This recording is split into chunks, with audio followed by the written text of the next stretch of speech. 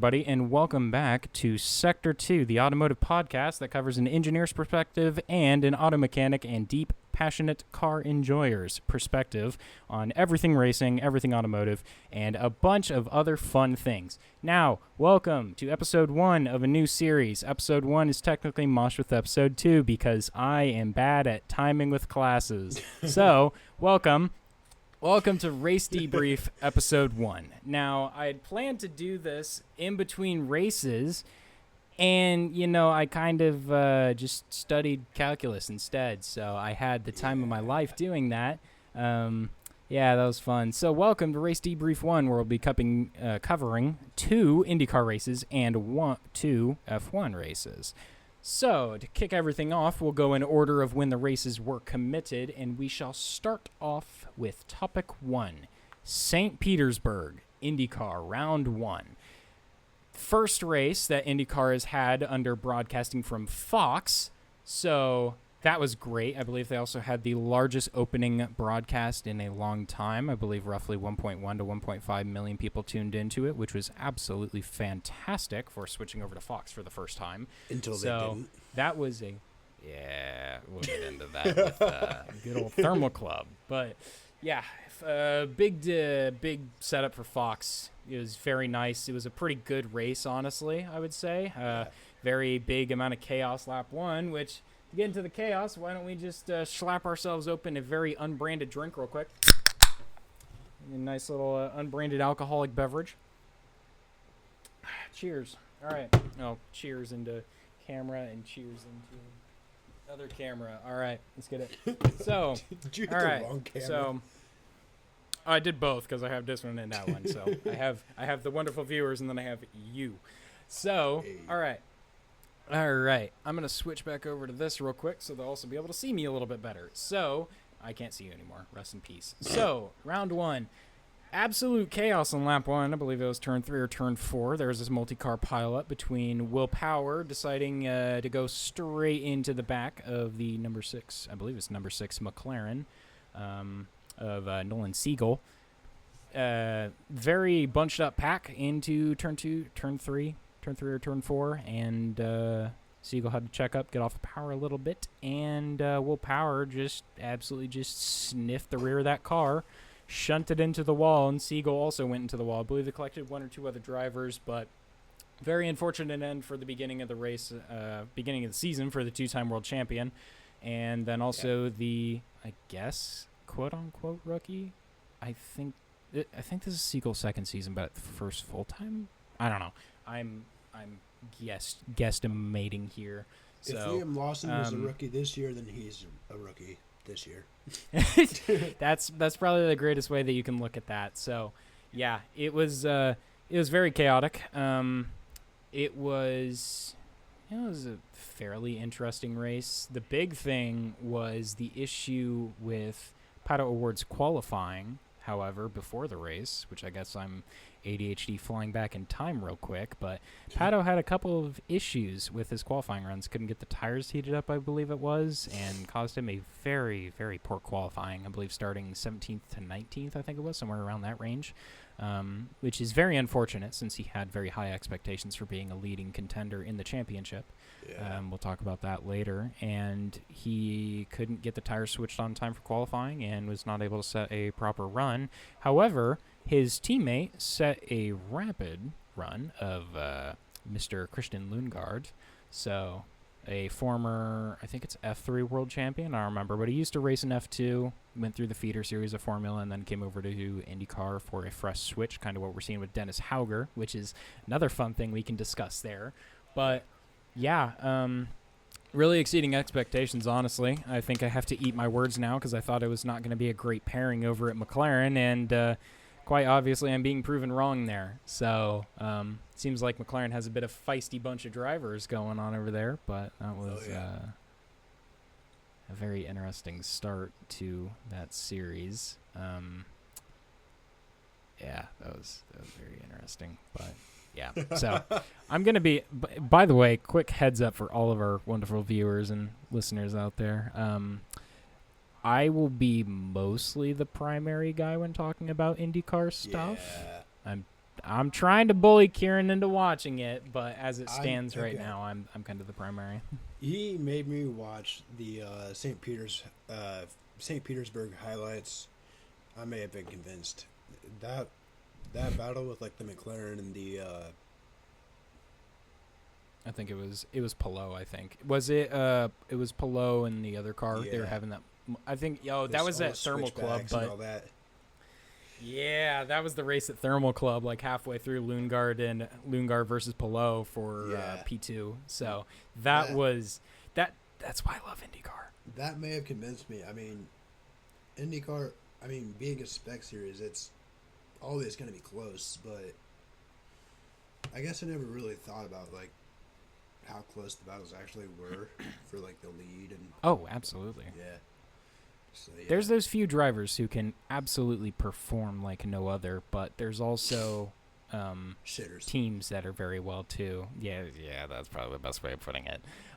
But that's the fun thing that I love about IndyCar is that it is a sport for enjoying actual racing compared to Formula One, which I will be first to throw up my hands and say it is just an engineering fun fest. I love watching the engineering of Formula One, and there's a bunch of fast drivers, but it's not going to be the best in terms of racing because there can be a gap from first to second by 15 seconds or more in some cases. So not really the greatest, but that is indeed why I love IndyCar. You also get to see some crazy things occurring. Yeah.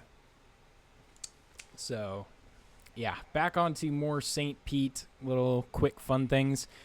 Scott Dixon had himself a race, and it was completely unintentional in a way.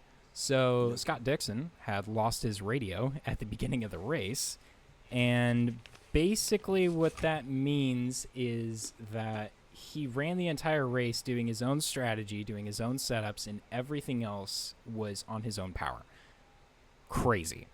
Did his pit stops, and he went from, I believe, from 6th to 2nd, overtaking Joseph Newgarden into the second to last corner, I believe it was, or last corner on one of the final few laps. So Scott Dixon, of course, showing the 6 or 7-time world champion. I think it's 6-time world champion, but the absolute legend in the sport of IndyCar, showing that he still has pace at his older age, and he is still willing to contend at the front of the pack, especially against his teammate, Alex Pelot.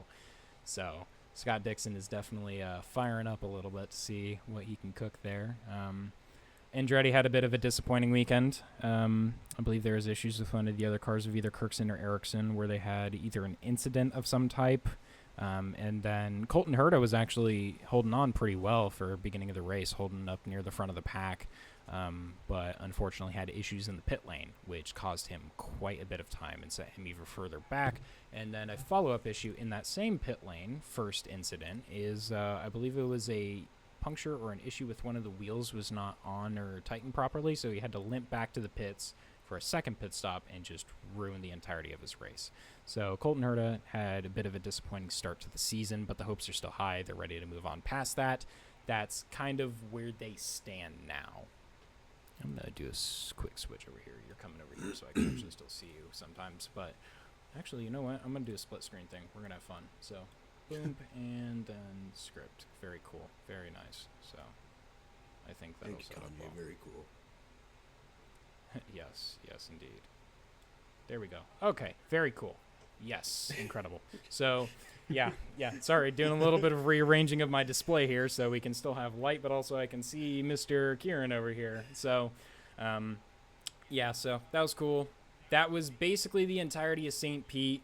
Pelot showing his class yet again. The 3-time world champion is ready to fight for a 4th one consecutively this year. So, that'll be an interesting one to watch. I think it's 3 times. Did I get that wrong? Actually, hold on. Wait. I'm doubting myself entirely. Bro's the Max Verstappen of IndyCar. Yeah. Enters 25 as a 3-time series champion. Oh, he's not consecutive. He's 21, 23, and 24. Okay, so he missed 22, Close which enough. I think 22 went to Will Power. I forgot about that. So, again, yeah, very cool. Quite the name. Yeah, incredible name. Fits him very well. So, yeah. Okay, fun. That is the end of St. Pete. On to the next section, which Karen can actually converse about. Race 1 of F1 in Australia. Australia, baby. What a freaking race. Oh, that was incredible. I mean, you had 6 of the 7 rookies out starting on the grid. Very unfortunate. Speaking of the 5 of 7 rookies, Mr. Fernando Alonso with quite a bit of bad luck, honestly. Yeah. Well, it wasn't really bad luck. I would say that's more of a skill issue, but very unfortunate. No. I thought I would expect more from Fernando being a two-time world champion with all that experience, being born before or racing before some of the rookies were born. Yeah, I was about to say being born before the fucking rookies. No shit. Yeah, it's kind of a given one right there. So, yeah, but that was interesting. I did find something very interesting, which I don't have the numbers here. I'll have to throw them up on screen. But if I remember right, I believe there was one thing that I want to discuss that I just ended up roping into the actual race review, which was the amount of upgrades that teams had brought to the grid for the first race in Australia. And the one that brought the most upgrades was Red Bull Racing, with I believe it was 16, with the next closest one being 12 or 13 upgrades brought to Melbourne. I don't remember which team brought that many, but Red Bull had brought a significant amount of upgrades to go into Red Bull, which seemed to show pretty well. Max had some pretty decent pace there. He had a couple stints where he was falling off from Lando, but he was also holding on pretty tight near first, even in very tricky conditions. And it was like that for the entire race, almost. Like, just within a second of Lando, well, not really within a second, but like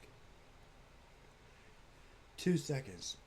That's pretty impressive. I mean, given how fast the McLaren is, yeah, pretty impressive. Yeah, and I think they finished near a second from each other too. So that was a wild finish, and honestly, that was a fantastic race. It looked very difficult from the beginning because we had a bunch of rookies go out, obviously I mentioned earlier, but it was due to a lot of surfacing issues since Australia had seemed to renovate its tarmac quite a bit, which definitely caught out a bunch of people with some of the torque of that engine kicking in. More specifically, we saw Hadjar go out on the formation lap, which was very, very unfortunate. I felt horrible for the kid immediately, even though I sat here and predicted to the live audience in front of us that Hadjar was not going to do well and get dropped. I still felt really bad. Yeah, that was really tricky, and especially the way Mr. Marco handled everything was absolutely disgraceful. But seeing Hamilton's dad come and comfort him was of all people, really sweet, too. Honestly. Class act right there. Yeah, I mean, what a guy. What a guy. It's really hard to hate on people, especially in the era of social media and stuff. But that just really showed. Yeah, that just shows what kind of people are still there in the world, especially Hadjar looking up to Hamilton for all of his career. For sure. Having his idol's dad come and basically give him, hey, you're all good, everything's okay, things happen after his first big crash is really, really showing of what a character he is and what Hamilton grew up around. Class act. Yeah. And I may not be the biggest Hamilton fan, but I mean, you gotta admit, his entire family is, like you said, a class act, and kudos to his dad. They worked hard. His dad worked hard for Hamilton, and then Hamilton has just shown out in this sport, and Hamilton's a great guy. Hamilton is a great guy. Absolutely. That's one thing I've had to respect more recently. He's incredible. So that was very interesting. Then it was unfortunate for Doohan and Antonelli had a bit of an issue. Yeah, Doohan, if I remember right, I think he smashed it turn 4 or 5. I think it was 4 or 5. Somewhere he crashed, and instantly the camera, of course, cut straight to, guess who? Franco Colapinto. Doing the same thing they did for Perez and Lawson. So that was definitely the media having some fun there. But it was very unfortunate because I caught out a bunch of people. Antonelli had issues. I don't think he crashed. No, he had a very great race. But Antonelli had issues early on. He had a couple very good recoveries from a slide. Kimi really is showing what kind of an act he is and how valuable he's going to be in the sport for years. He is proving me wrong, and I love it. I did not think he was going to be right, so I love it. I did not think I was not convinced, and up until Australia happened, in the rain, no less. I mean, oh yeah. Where did he start? And he ended up P4 or 5. I think he was just outside of. I think he got eliminated in Q2. Either that or he was far down in Q3. So I think he was definitely 14th, I think so, and then he ended off in 6th. It was either, I think it was P5 or 4. No, because Albon got from P4. But then he got a penalty, and that switched him around, and then it got appealed. It's a whole deal. It is. It's an interesting one. That's definitely something for else. Yeah, so that was interesting. I believe I found a graphic a while ago that had head-to-head comparisons, which I'm going to see if I can pull up while I ramble about some other things in the meantime. But it's definitely very interesting. I think that surface played a lot of issues into a lot of other people, especially with, I believe it was Carlos Sainz, who just had a snap of power kick on when he was coming out of the final corner and just absolutely lost it, binned it, and it was not great. It was not great in the slightest, but it was just also super unfortunate. When the camera cut to the Williams mechanics, I just felt so bad for them because they had such a bad year with crashes last year. And for this to happen on the first race of the year, you kind of got to feel for them. Yeah, no, it's super unfortunate. And it's all down to surface and really control, I guess, in a way you can say it. It's a lot of throttle control in that instance. I cannot find the source that I had, and I am slightly upset. Sorry, that's a side tangent, but so that it was a wet race from holy hell, and it was a incredible wet race that I would say. There's also a couple surface issues, which I'm going to get into an engineering kind of debacle here in a second with Gabriel Bortoleto and his issue with the suspension. That was kind of interesting. Yeah, I have a kind of technical insight as to what happened. I did a little bit of research on it. I'm giving it one last attempt to see if I can find this statistic, because I found a head-to-head comparison of driver pace, and I loved it, and I saved it, and I do not know where it is. I cannot find it, and I am upset.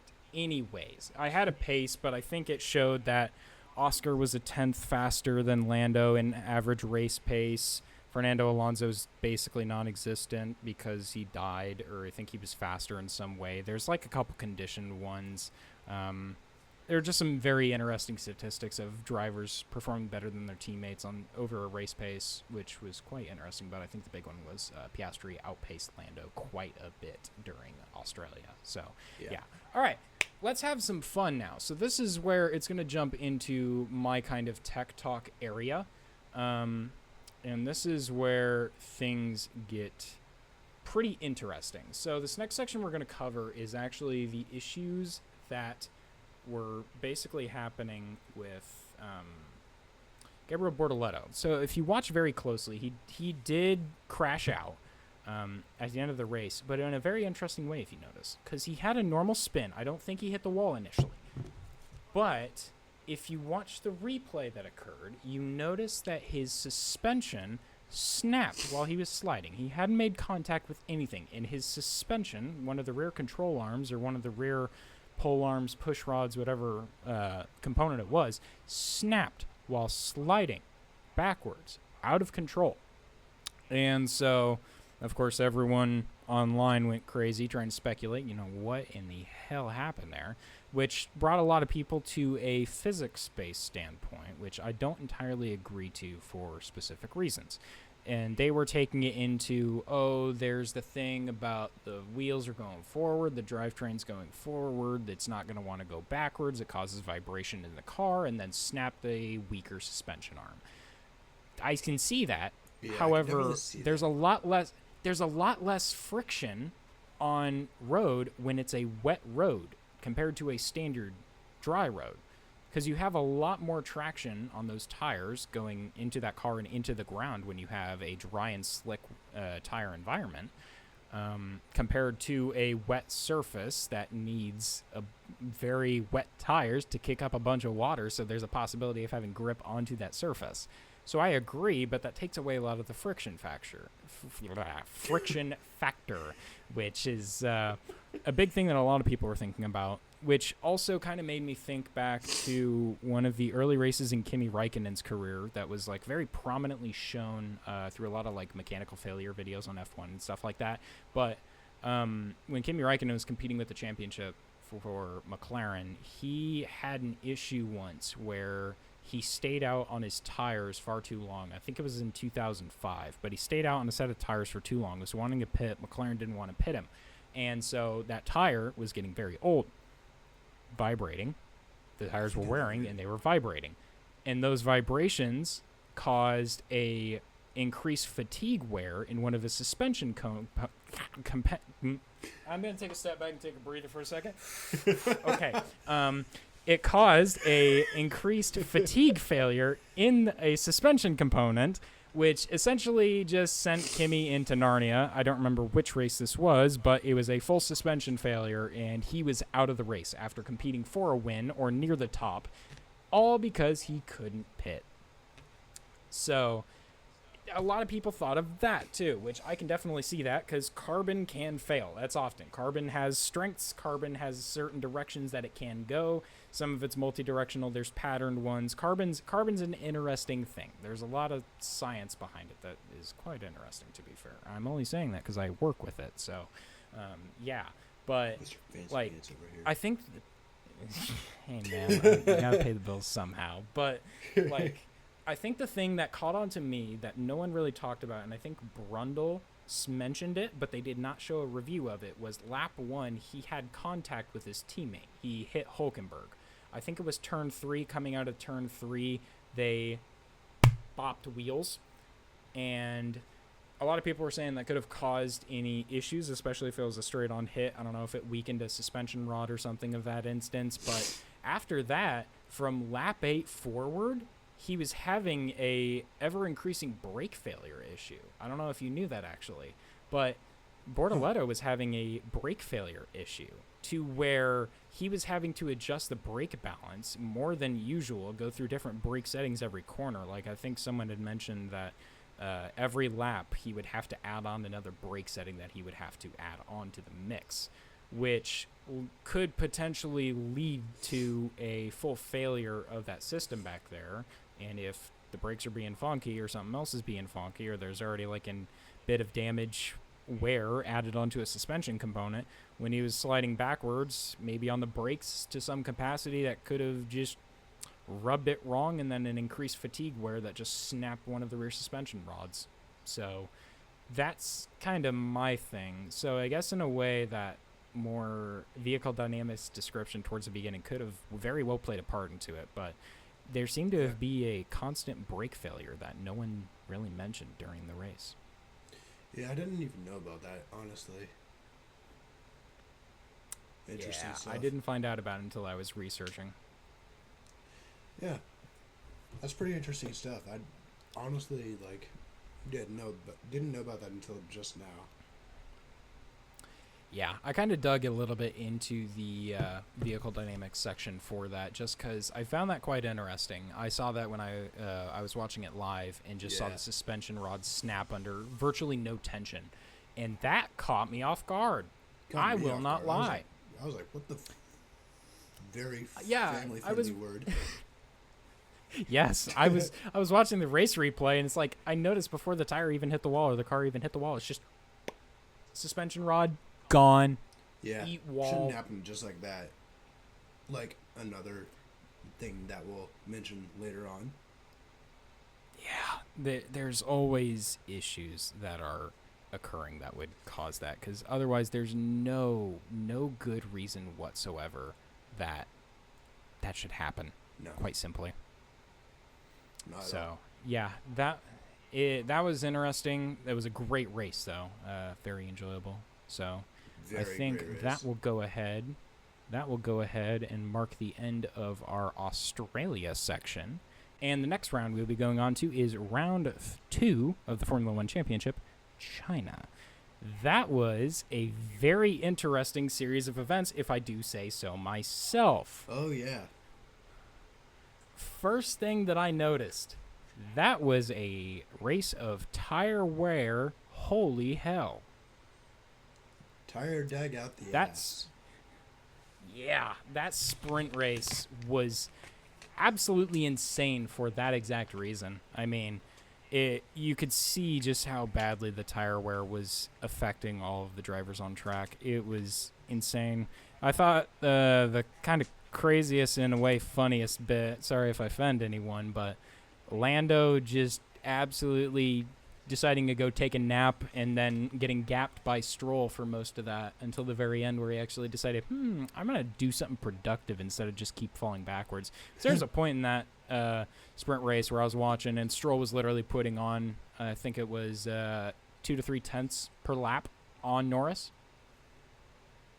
I thought it was kind of funny, honestly. I'm not going to lie. I mean, that's a weird way to look at it, but the fact that Stroll was putting on time onto a McLaren on Norris in an Aston Martin that's tractor. Insane. Yeah, that Quite was the feat. That was a very interesting experience. Yeah, I think the other crazy thing was Sir Lewis Hamilton returning to form, which I think busted one of my hot takes, but is keeping your predictions alive for the title in a way. That was insane. Yeah, I mean, I was not expecting Sir Lewis Hamilton in a red freaking Ferrari to go up by, what was it, 7 seconds in like 19 laps. Yeah, that was insane. Against those McLarens and that Red Bull. I mean, what was the gap? Was he 2 tenths ahead of Verstappen in sprint qualifying? I mean, like, he set a monumental lap. It was a quick. Great lap. It was a track record. Actually. That was the fastest lap ever at the Shanghai circuit. Or is it Shanghai? It is Shanghai. Yeah, it's Shanghai. Sorry. I'm getting Isn't it places mixed up, but wasn't it previously held by Michael Schumacher in a Ferrari? I think it was held by Vettel in a Ferrari. Before then it was held by, wait. It might have been We're getting confused. Montoya. I think it was Schumacher, but Montoya did have a lot of lap times, honestly. I'm going to look that up. Yeah, you go ahead and do that. That was interesting. But Hamilton showed absolute class, handled everything under pressure, even though it looked like at some points it was falling back into Verstappen's hands, and then he kind of just built out a gap in the graining phase against Verstappen. And that was kind of it from the get-go. Then we had Mr. Oscar Piastri decide to come back out, and he overtook Verstappen, took P2 in the sprint race, and that was incredible. You're all good. I'm sorry. But that was incredible, honestly. Okay. Sorry to interrupt. No, you're all good. Go for it. The previous lap record was set by Michael Schumacher in 2004 with a 132.238. However, in the 2025 Chinese Grand Prix, Oscar Piastri qualified on pole position with a time of 130.641. So Oscar Piastri that was another holds the thing. race, or So not the race lap record, but outright. yeah, Hamilton had it at first with sprint qualifying because he set a 130.6, 138. I don't remember, but he set a really fast lap time, and that held until qualifying for the race, where Piastri smashed his lap time and then took back the fastest recorded lap time at Shanghai. Yep. McLaren supremacy. Just Piastri doing Piastri things. Piastri just doing Pastry Piastri boy. things. The dude's a dog. Yes, Mr. Pastry. Absolutely just booling out. And then Liam Lawson having very, very poor qualifying form. And the race form was better. He was overtaken, but still not great.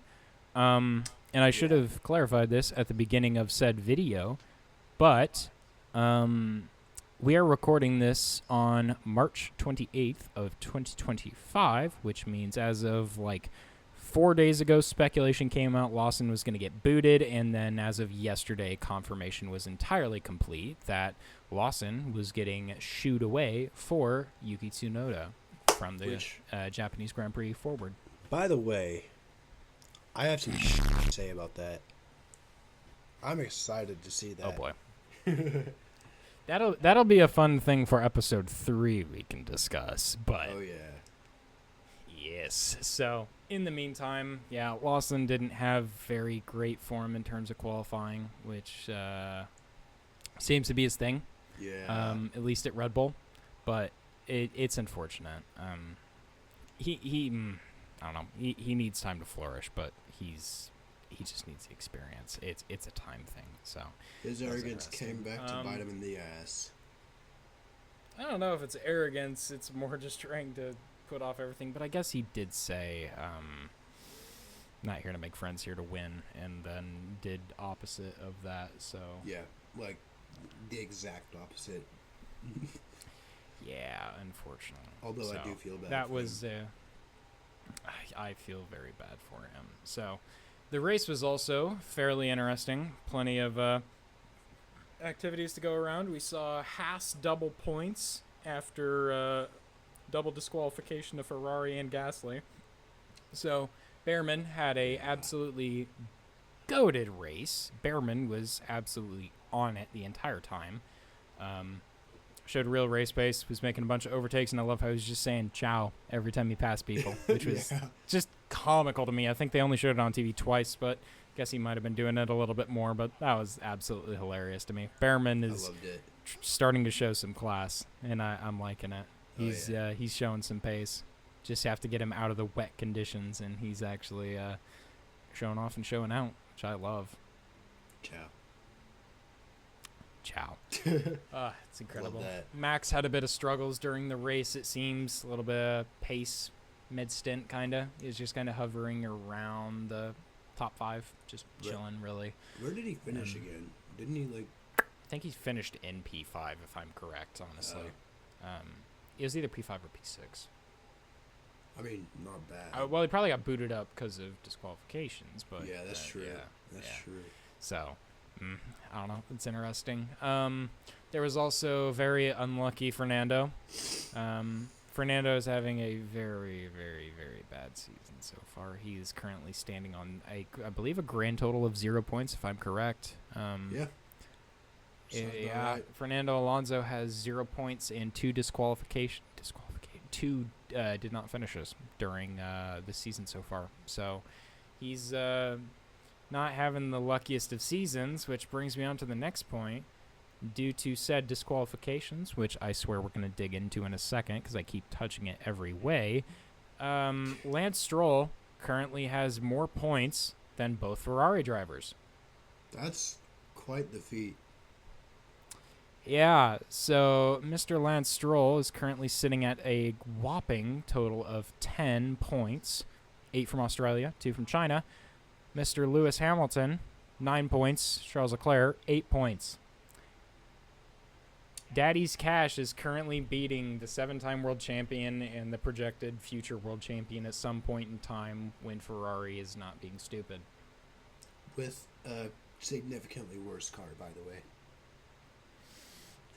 Yeah, It's the driver, not the car. yeah, that's probably about as good as you can get it. Yeah, it's absolutely insane. Where's Behrman? Oh, okay, Behrman's there. Okay, cool. Yeah. Williams is hauling in some good points. We'll do like a little championship discussion at the very end, but now we'll touch on the fun thing. So the disqualifications that we saw. So 2 drivers were disqualified for the same thing, and one of them disqualified for yet another, which I have the technical specs ready and available. So Ferrari, both cars were disqualified, and Pierre Gasly was also disqualified. Now, the car of Charles Leclerc and Pierre Gasly were both disqualified due to being underweight. So, of course, Leclerc had issues in which he lost his front wing end plate on collision with his teammate at Ferrari, Lewis Hamilton, on lap 1, I believe it was.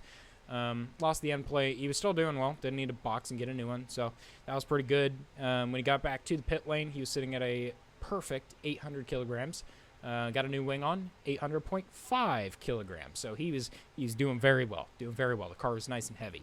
They drained the fuel that was inside of it, which is the procedure in post-race setup, basically testing the car, and it dropped to a weight of 799 kilograms.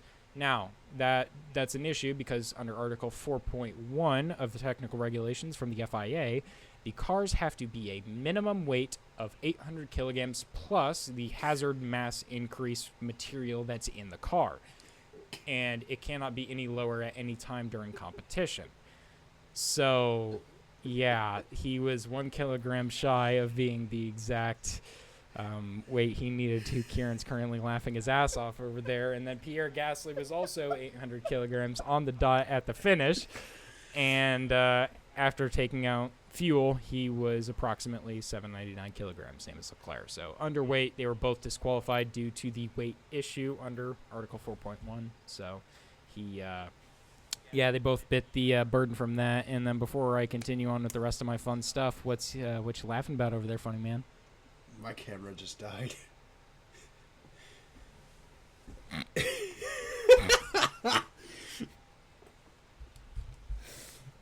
Oh, this is a great blooper. Fantastic. You got batteries, Goofy. Yeah, that's gonna make the TikTok. Yeah. Yeah.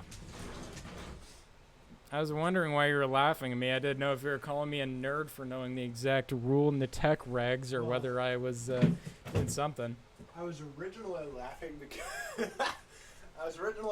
because you said kilograms. Oh, did I? Oh no. Yeah. And I may have had a spoonerism, I guess. And then my f***ing camera died. Okay, I'll continue on with this conversation, and then as soon as you get that fixed, we can continue. So, yeah. So you're only really seeing my beautiful face for this first portion of this until Kieran gets his camera fixed and stuff. So, yeah, this next section is about Mr. Hamilton, whose issue was his skid block was under what it needed to be. So that's under the Technical Directive 039, if I'm correct, Technical Directive 39, which is all about the plank of the underside of the car needing to be under and around a specific thickness.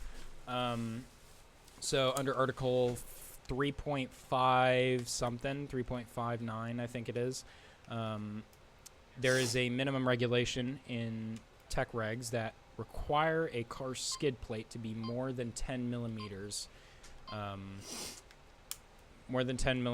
it returns in post-race conditions. Now, Hamilton's car had 8.6 millimeters on the left, 8.6 millimeters on the center, and 8.5 millimeters on the right side of his skid plate.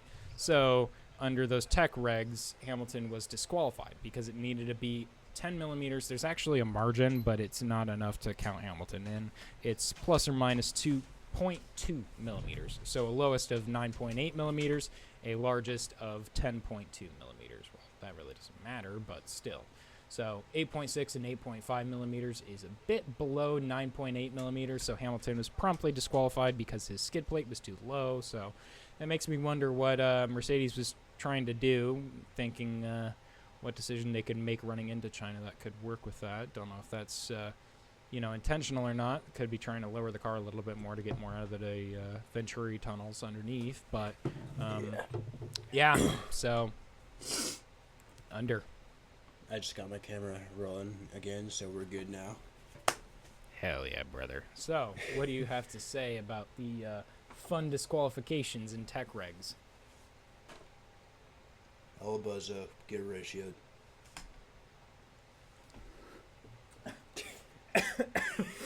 Yeah. Anyway, well, okay. It kind of hurts my predictions chances a little bit, but there's plenty of time left in the season. I mean, there's like 21 more races left, I believe. Yeah. And clearly Ferrari has the car to fight for the championship, so yeah, we'll see.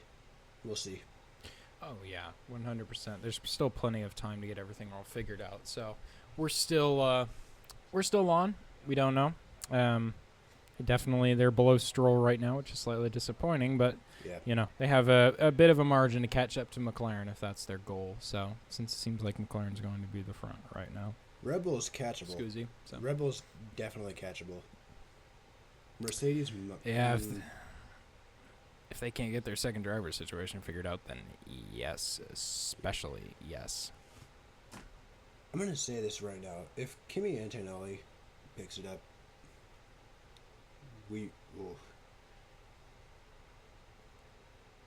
What? Mercedes might be in the fight again. I'm just gonna say that right now. I wouldn't be surprised if he takes that jump. He's doing very, very solid. That was slightly off topic. Anyways. Oh, well. That's it. It is what it is. So, all right. Next fun topic. So, yeah. I'm ADHDing like holy hell. I'll cut that part. But, yeah. China was... I killed Kieran. China was a very interesting race. Definitely a bit crazy. I did forget. There's actually one section I do want to talk about in China. It's another technical fun bit. So Lando's brake issue. Oh yeah, that's so an issue. Yeah. So Stella refuses to say exactly what is wrong with the car.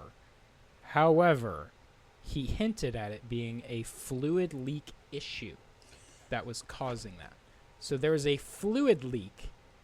Not his brake line. He said specifically, not the brake line. There was a fluid leak of some capacity that was causing the issues with Lando's braking system, and it was quote-unquote unacceptable. Yeah, because it is unacceptable. Didn't he say that the brake pedal was getting longer and longer? Yes, that was That according tracks. to that fluid leak. That was tracks. according to that fluid leak. So, yeah, that was... Speaking difficult. of fluid leaks, I spilled water all over myself, and it's very visible on camera. Fair enough. Well, I caused that. Oh,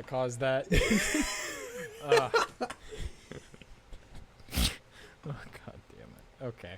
So, yeah, fun stuff. We'll go on to our last topic now, which was IndyCar Round 2 at the Thermal Club. This is the first year that the Thermal Club race is under the championship now. Last year it was just a fun race for cash money. Now it actually gives points to the Constructors and Drivers Championship of the series. So, wild stuff. There's a couple interesting events that really happened. There's one that actually broke earlier today, so I'm kind of glad we delayed so long, but also I delayed because I suck at timing. So, yay. But couple interesting things. First thing that happened was free practice. There was a fire in Robert Schwartzman's Prima IndyCar. It was a fuel fire. There was a fuel leak somewhere in the system. They didn't tighten a hose or something of some capacity. There was some way that a fluid leaked out by an untightened area. Leaked into the engine compartment and also leaked into the driver's seat. So when Robert Schwartzman jumped out of the car, he was on fire temporarily. I'm not joking. That's a little. The driver was on fire. It's a little unsafe, don't you think? Yeah.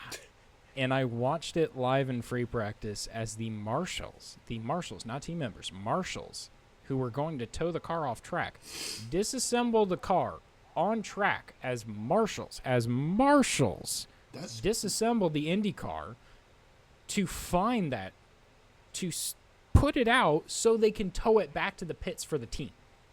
I've never seen marshals and people on the side of the track who are not team affiliates take apart a car like that. They ripped the seat out. They ripped the engine cover off. They were diving into the engine bay to see what was happening. They went the whole 9 yards. That would not fly in F1. Yeah, no, you'd be fined $50,000 for looking at it wrong. You'd be fined probably like $100,000 more. Thank you, Ben Solom. I'm going to butcher your name, and I should go learn it, but I don't care enough to. On Sucks purpose. to suck, nerd.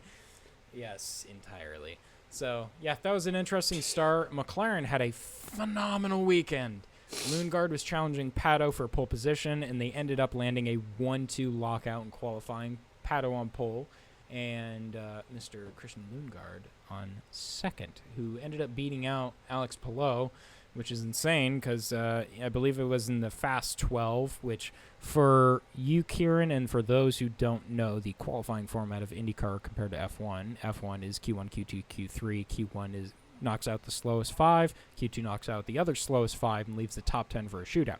IndyCar has fun. They split the people in 2 groups. There's Group 1 and Group 2. They take the fastest 6 from Group 1. They then take the fastest 6 from Group 2, put them in a third category called the Fast 12. Fast 12 is basically Q3. Run that, drop the slowest 6 from that, and then it's the Fast 6 competing for pole. That's how they do qualifying in IndyCar. Don't know why. It's kind of fun, though. I like it. So, yeah. In the Fast 12, Palou ended up doing a wicked fast lap time that was over a half a second faster than any lap time anyone else could do. And then Pato O'Ward just, slapped his dick on the table and took it by a couple tenths from his teammate. So that was a very good end to the Fast 6 before the race started. So can I just say, half a second in a spec series is insane. Palou is insane. That is No why. kidding. Palou is wild. Yeah, so that was interesting. During the race, it was very, very McLaren dominant for a while of it. Pato, I believe, was leading the race for most of the laps, if I'm correct. Lundgaard was throwing on a defensive masterclass against Alex Palou, which Kieran was mentioning earlier, actually. Yeah. Where there was a very good wheel-to-wheel battle through a couple laps at the Thermal Club, which was, very, very interesting to watch, very entertaining. And it was also fun to watch him hold up Palou, who was trying to get him for P2 and then would end up going on to get Palou for P1 and unfortunately win that race. So, yeah, I'm pulling for Pato. Sorry about it, but That was quite the battle. I enjoyed it. It was such a great race. But that also means Alex Palou is undefeated at the Thermal Club track, too. Is he really? He has never lost at the Thermal Club. Yep. I think we've only been there for 2 races, I think. Undefeated. Never Maybe lost. 3. Yeah, basically. Will Power went from 21st to 6th in the race, the highest mover and just masterclass after a semi-disastrous race 1 at St. Pete. That was incredible. And I did actually forget to mention, which I'll unfortunately mention now, Schwartzman and the Prima team have been fined for those issues on track with the fire. The team will be fined $25,000, and he will be docked 10 points in the championship standings. And then another team had issues, which hurts my heart, but it's also understandable because it's kind of dangerous in a way. So I had to research what this was because I did not know the intricacies of why this happened. So Colton Herta, the number 26 Andretti, has been fined $25,000 and 10 points has been taken away off of standings. Ouch. They didn't say why, and I went and looked why. So the team, and I'm reading this offline because I did not memorize this, and this also was somewhat new to me. So the car had actually had a wrong component that was supposed to be on there.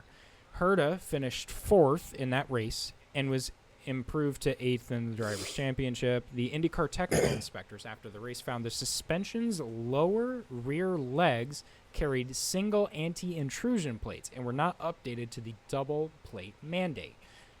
Now, what is that part? So it's essentially like a covering system to some of the dampeners or some of the other suspension geometry. So in the case of a crash, it impacts those plates and prevents them from going inside of the cockpit of the vehicle instead of, prevents them from going in the cockpit of the vehicle and diverts them outwards or bounces them off of those reflective plates.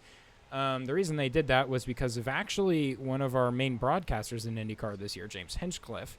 He had a very, very, very, very, very, very, very nasty crash at IMS in 2015, where basically he hit a wall very hard in turn 3, and it pushed one of the lower suspension arms into the car, which actually pierced his back. Oh, I remember punched seeing into that. the car and punched into his lower back. I'm fairly certain it was his lower back. That can't feel good. Yeah, I think it was his lower back. Yeah, it just speared him in a very unpleasant way. Ugh. So they started to add those plates in, and I guess Herta's team did not have that double plate in. It was only the single plate per a new mandate, which I was not aware of. But yeah, so he's been docked 10 points, which hurts, but there's still a whole season to play for, and the Indy 500 gives double points. So if he can finish that, which he hasn't really done that much in the last few years, then there's still hopes. So we can only hope he's going to pull through properly. So yeah, we're all Colton Herta. What the fuck? Colton Herta fans. Yes, we support Andretti and we support Colton Herta. We enjoy his presence in motorsport. So I thought the big surprising thing was Lundgaard is really showing off to be a very competitive driver, which I believe I mentioned earlier, but I really did not anticipate that McLaren lineup to be very good this season, and I didn't have that great of an impression with Noah Siegel initially. So I think he replaced someone late last year and had very sublime results. I think he had a very sublime result in Thermal Club too, but it wasn't like too terrible. Basically, his issue was he just wasn't finishing super high. I think he was averaging like 16th to 18th last year, and this year I think he got in near the top 10 this last race, but I don't know. I'm not too sure, but Lundgaard is competing with a Ward, which is insane. Nice to see they have a second driver, and hopefully they don't drop him from someone else, because I'm still slightly hurt a little bit. But at the same time, Rossi was not very suited to that McLaren car for whatever reason. He just couldn't feel comfortable. And then Rosenquist, not super consistent, but I still love the guy. He was super nice. I liked Rosenquist. I liked him a lot. So it's unfortunate, but, that's business. You got to do something sometimes. So welcome back. I smacked a microphone. We are going to be looking at the standings of both series so far.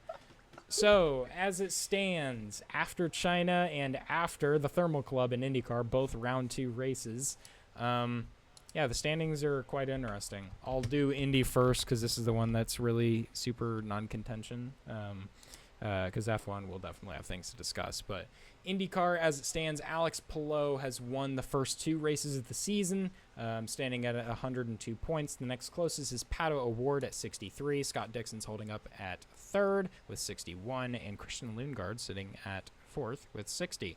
The roster keeps going down. Colton Herta is sitting in 8th, 47 points. Newgarden in 7th, 53 points. So very tight between those two.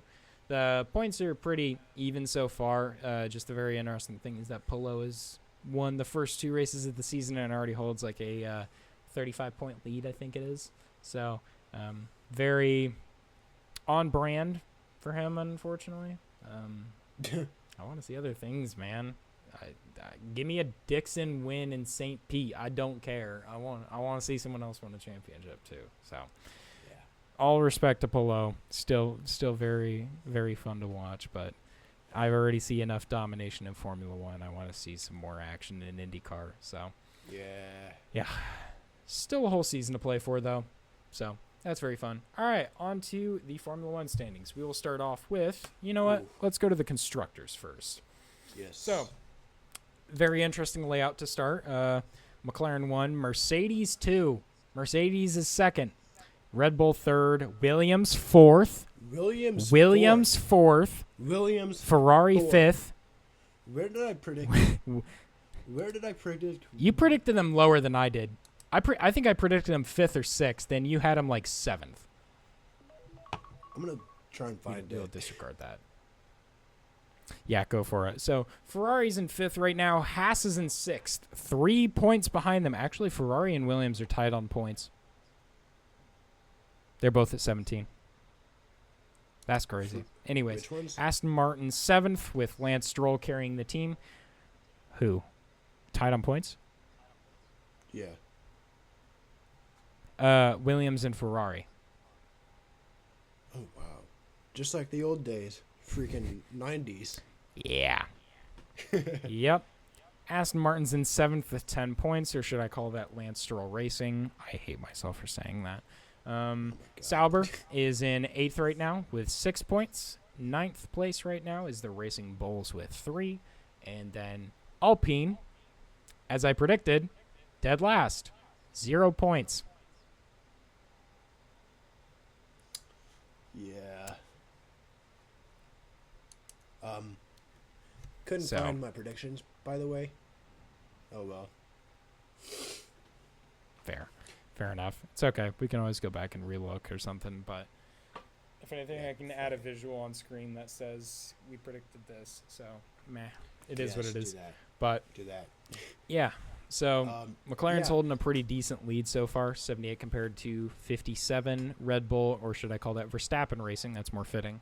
36 points. So, pretty decent drift, all within a pretty good margin, approximately 25 points of each other. So, one race win and a disqualification from the other drivers. But it's holding pretty good in the constructor standing amongst all teams so far. See, I don't. So, for me, I don't see a clear fastest car. I mean, McLaren, they're fast. Don't get me wrong, but it could just be conditional. You know what I mean? Oh, yeah, no, 100% Like- I agree with that. It's very up in the air, I will say right now, because we still have rookies developing, we still have drivers getting situated, and then we also still have people getting disqualified, so we don't really know what's going on. Because Ferrari would be higher. They definitely be higher than Red Bull. I think they might be on pace with like Mercedes or something of that sort, Yeah. but they. Yeah, there's really no other good way of saying it. Ferrari's kind of having a bit of difficulties with their double disqualification, but you know that's racing. So Anyways, drivers. yeah, so yep, Lando Norris is in first with 44 points. Verstappen trailing in second with 36. Right behind him, Georg Russell, third, 35 points, which is quite interesting. Oscar Piastri is another point down, 34 points in fourth. That's quite interesting. The other fun one that I find quite enjoying is Kimi Antonelli, fifth with 22 points. Kimi freaking Antonelli. Fifth. The young Italian god. Fifth. In the drivers. The young Italian god. As a rookie. Take a fucking bow. That's Kimi's already showing a lot of good form. I'd kind of hoped that I would see that, and I'd kind of predicted I would see that, but I could only make guesses. Seeing him in this car, and especially since what was that number that I gave out that he put up testing times that were better than like Bottas or Hamilton in testing in like Imola or another track. I don't even know where it was, Mugello maybe, but he put up competitive times. Yeah. And now we're seeing him put up competitive races with people, which I absolutely adore so far. Alex Albon. Sixth. Insane. 16 points. In a Williams. That was just bottom of the barrel last year. It's quite unfortunate to look down the list a little bit and see Mr. Carlos Sainz in... Yeah. That number's messed up, but That doesn't look right, but I think Mr. Carlos Sainz is in 14th, actually, with 1 point, which is very, very unfortunate. You know what else doesn't Yuki look Tsunoda. right? What? You go ahead first. I'm assuming Mr. Liam Lawson with no points in a Red Bull. Lewis Hamilton and Charles Leclerc. Yeah. Because you have Esteban Ocon in 7th with 10 points, tied with Lance Stroll in 8th with 10 points. Mr. Lewis Hamilton and Charles Leclerc, 9 and 8 points respectively, 9th and 10th in the championship so far. Both behind Lance Stroll. That's quite disappointing. Stroll Racing coming in hard right here. Jesus. I hate that. I hate that so much. Nico Hulkenberg, 11th, holding up well with 6 points. Oliver Behrman, 12th, 4 points. Very solid from him. Yuki Tsunoda in 13th with 3 points. Carlos Sainz, 1 point, 14th. And then Hadjar, Gasly, Lawson, Duhan, Bortoleto, and Alonso, all 0 points. Alonso, the big surprise there. Mechanical nightmares he's having. I'd like to point out that I said Aston Martin would be surprise contenders. That is fair. Maybe surprise contenders for last. Is there any other way to flip it? I was not expecting them to be so freaking awful this year. I mean, they're not as bad as I just made them sound, but like, I think I said my surprise contenders were Piastri and Mercedes, which are surprisingly hot so far, with Mercedes in second. Mercedes might have that's crazy. Yeah, Mercedes has one of the fastest cars for sure. Or they just have violently skilled drivers. Yeah, which George Russell is a pretty good driver, and so is Kimi Antonelli. When he's not hitting people. Yeah. Don't hate me, I'm just speaking facts. So that is about the standings as it stands right now. So we're still waiting on the Japanese Grand Prix in about a week's time from where we are now. And then IndyCar, I don't remember when the next race is, but IndyCar always has long breaks in between races, which I hate. So, yeah, we're still in an in-between period. Wait for Japanese Grand Prix. White Red Bull. And Yuki Tsunoda in a Red Bull at home. It's going to be incredible. It's going to be incredible. Either he's going to suck ass or he's going to be the next Max Verstappen. Or he suffices just enough to keep his seat. Oh, I really hope so. We can only hope. That's all we can do now. That is all we can do now. All right, and that is it for debrief number 1. So, if you guys enjoy this, feel free to continue following us along. And if you're in it for more race debriefs from an engineer and from an auto mechanic with a violently deep passion for motorsport, feel free to go ahead and follow us, share us around. We try and do stuff, but I love doing marketing, and my marketing gets put on hold because calculus is a little bit more important than that. So upload times are a little bit distant if you've already noticed. So, yeah, but we try and get our stuff out as soon as we can, but I have difficulties. So, yeah, if you guys do enjoy this content, feel free to give us a follow. Join us on our journey of enjoying motorsports for fun and discussing it so we can hopefully get more people involved and also explain a more technical insight that is not usually given out by a lot of other people. So, and with that...